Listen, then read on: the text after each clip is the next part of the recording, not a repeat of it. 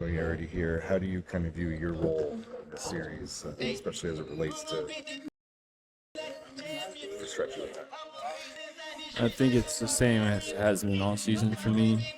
Continue to provide energy off the bench, guard as best I can, pick guys up full court, try to make their job tough, take them out of their rhythm, make them work for everything that they get. Try to disrupt the rhythm, like I said, and just to keep the pace alive offensively, keep guys going, get us into actions.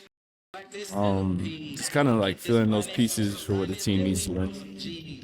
Have you felt like, especially given the matchup last season, where you can specifically affect this matchup, given last year and given your progression throughout the year?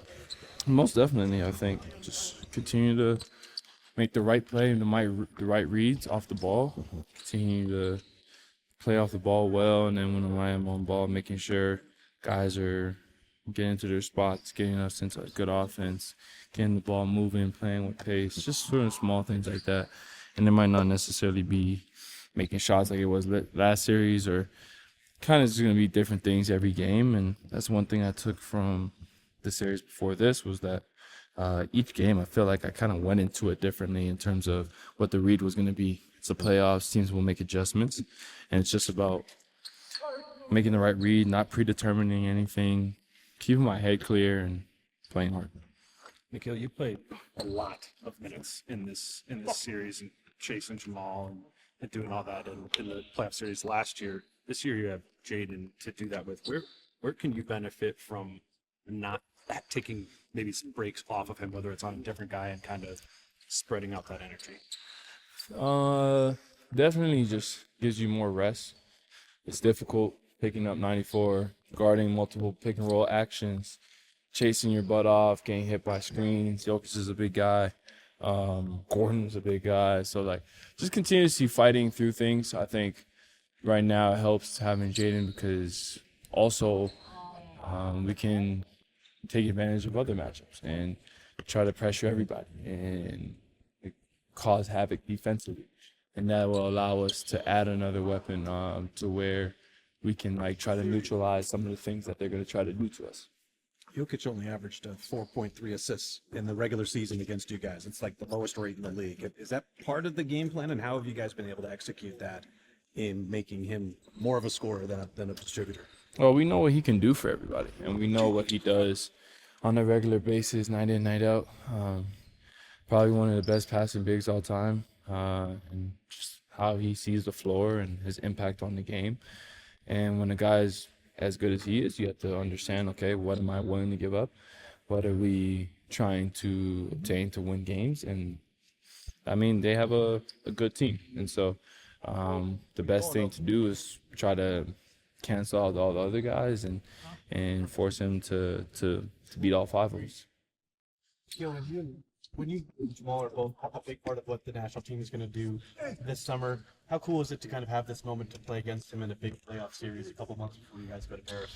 It's fun, you know. I think dating back to like just a dream as a kid, for me specifically, being from Canada, being from Toronto, always having dreams of being in moments like this and playing in the playoffs. And now I think earlier when I was growing up, there wasn't many guys from where we're from. And now there's a lot more. And so I think it's a cool moment to share and just say, like, how far Canada basketball has come. And hopefully we're able to come out on top. And now I have something over him in the locker rooms. And in case he wants to, trash talk and whatnot. But, I mean, it's just been great for Canada basketball as a whole. It speaks volumes to the development that we're putting in. And happy to see how far he's come. And I'm grateful for how far I've come as well.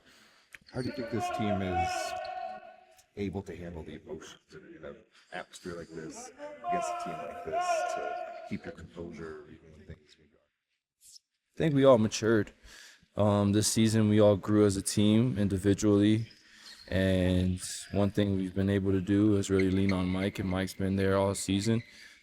A lot of our guys have been consistent in their play and their mental approach all season. And I think that's definitely helped us if we continue to take small steps, day-to-day steps, stay together. We know what to expect. We know the fans are going to wait to the end of the game to talk trash And if they're up and we know they're gonna like really, really hackle us as much as they can, and do the best to get in our heads. So it's about understanding that this comes with playoff basketball and home court advantage. You just gotta be disciplined. You gotta have like a short-term memory and just continue to play. Nickeil, your teammates have talked about you being one of the most consistent players on this team this season yet. Play all 82 games, but it seems like in the biggest games you've, I think about that Boston game a couple of times, you've elevated in moments. What's kind of behind that? What gets you to kind of even find higher level? I think it's just a fuel and like a desire in me. I trust my work. Me and James have been putting in a lot of work, and I really lean on him. I pick his brain a lot. And one of the things I always, he kind of helps me neutralize is like, I know what I'm capable of doing, and I know that I always want to bring my best to the team. And I never want to let anyone down and fall short. And so from time to time, he's always telling me like there's going to be those opportunities, just staying ready and just trying to maximize every opportunity I can.